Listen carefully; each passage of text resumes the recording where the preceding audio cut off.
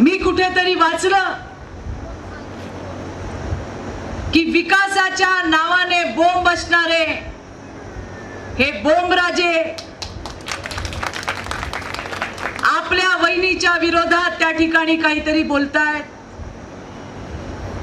जिल्हा परिषदेवर काम करत असताना गावागावात पोहोचलेल्या अर्चनाताई आहेत।